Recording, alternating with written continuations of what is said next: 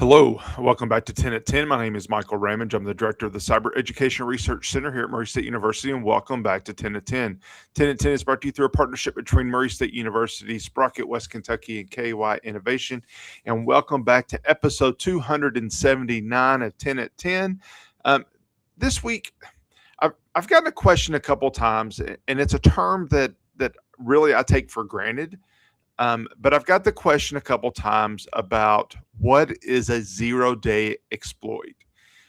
We often hear, particularly in the cyber area, that this company was attacked and they exploited a zero-day vulnerability. So, the question comes to me, what is that? Why does it matter? And how can you protect yourself? So I thought we would just dive into that just a little bit today. First of all, let me just define it. A very simple definition: a zero-day exploit is a cyber attack that targets a software flaw before the software company has created or released a fix. Every software, I won't say every, most software has some sort of vulnerability in it. Is that because they were too fast to develop it? Is that because there was something that didn't exist, or they used a plugin that was secure or thought to be secure at the time and now it's not?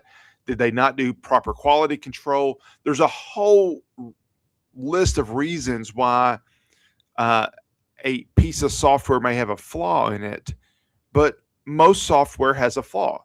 Think about Windows or Microsoft Office or Apple operating system, whatever it might be.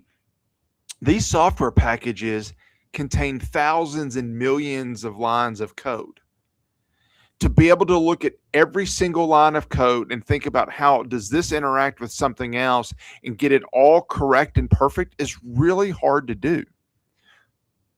Hence, there are often flaws in software that the companies don't find during development.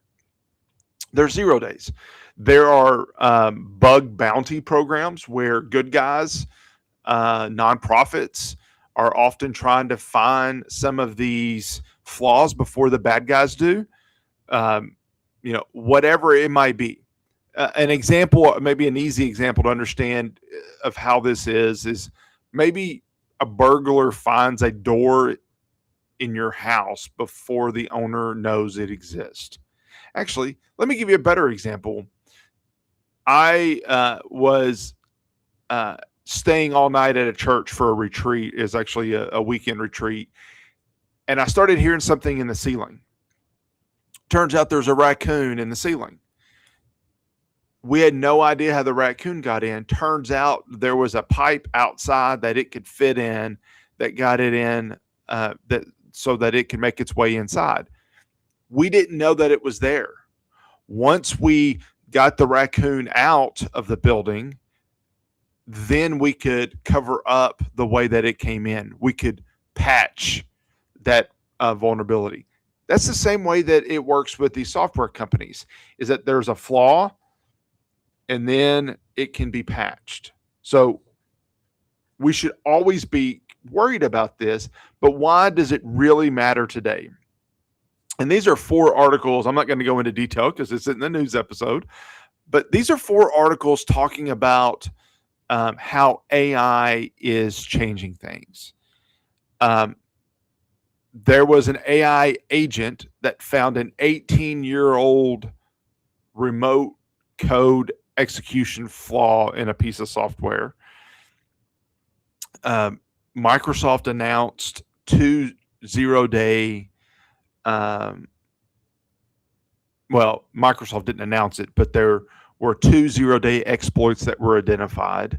2026 is going to be the year of AI assisted attacks. All of this to say, in the past, we were relying on individuals to find vulnerabilities in software. And we can only work so fast. There's only so many people, good or bad, looking at vulnerabilities, trying to find ways to secure things or to exploit things. Now we have AI agents. AI agents are making this process much faster, which also makes us have to be much more concerned.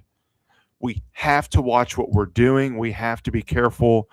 And so the reality is, patching and updating and 0-day vulnerabilities are much more important to keep an eye on now than ever before. So, what does this mean? What do we do? How do we protect ourselves? First and foremost, regularly update your software and do it quickly.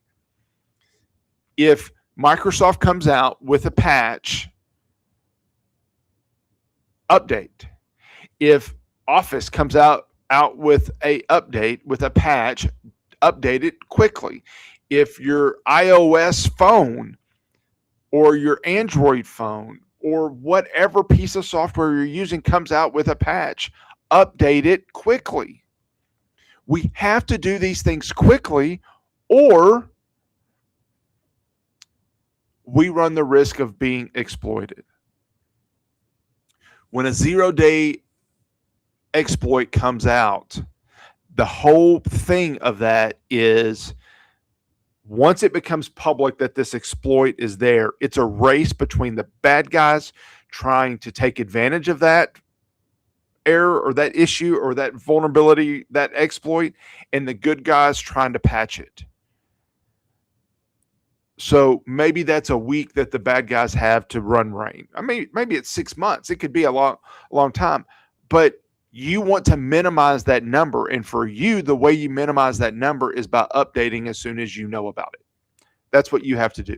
So update on a regular basis and do it as quickly as it's announced. There are a couple of other ways that you can do. Update quickly that I mentioned. Also, a lot of times these 0-day vulnerabilities require local access, or they require administrator access, or they require some sort of, I need this scenario to be true so that I can do this other thing, whatever that might be.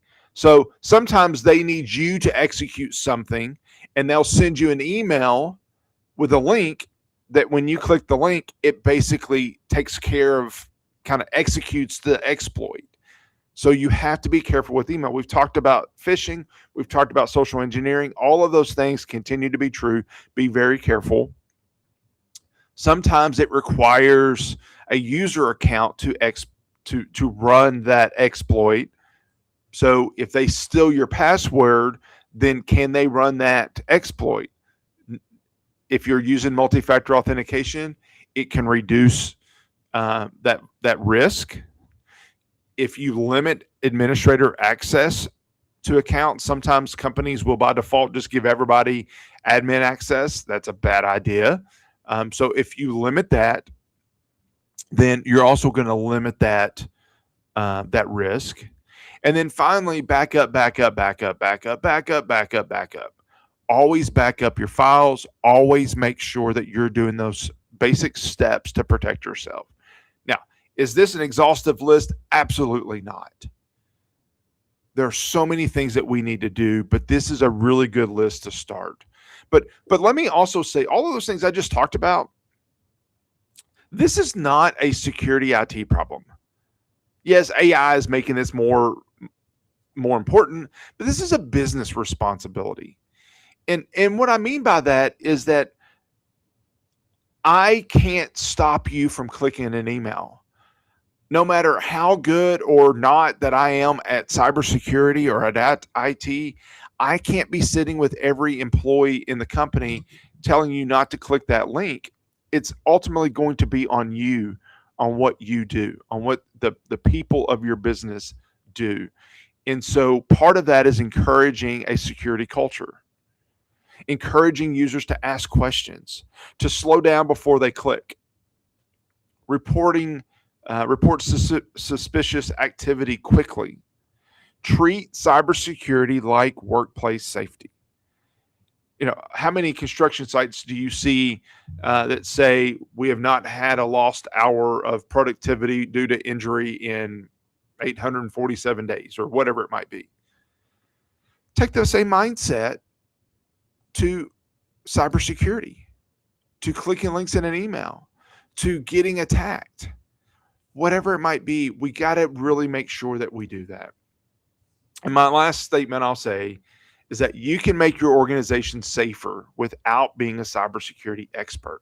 It can be updating your software. It can be not clicking an email. It can be slowing down. It can be reporting that suspicious activity. Those basic things can help us be safe and help your organization be safer by just taking those basic steps to protect ourselves. All right, I'm going to stop there. If you have questions, if there's anything that you need, please don't hesitate to reach out. If you have questions that you want me to explore, please reach out. I am happy to do that. I'm happy to talk through things, and I'm always appreciative that you join in, and really I'm appreciative of the feedback you give me. We've been doing this for a long time, 279 episodes, so I definitely value your feedback. Well, thank you. Enjoy your day, and I'll see you next week back here on 10 and 10. Thank you. Bye.